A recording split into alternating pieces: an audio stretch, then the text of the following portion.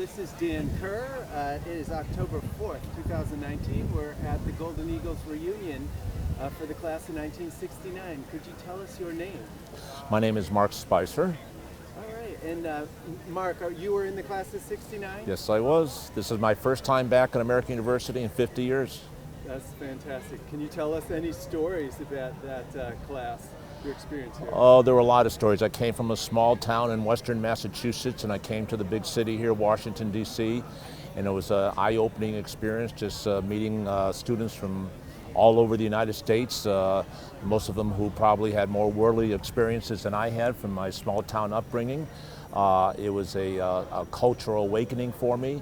I loved being in Washington. I tell everybody, even to this very day, that the best place to go to school is in Washington, D.C. It's just a great place to meet people, learn a lot about the world, about the country.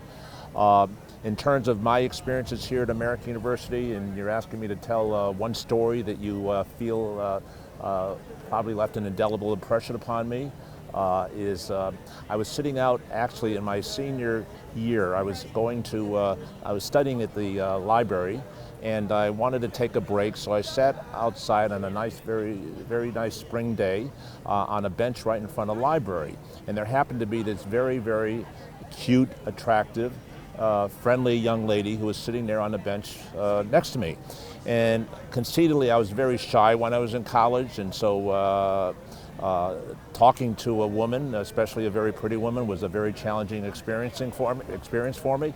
So I started talking to her, and we conversed extensively, and I found out where she was from, and after about 10 minutes into the conversation, I asked her if she was interested in maybe getting together.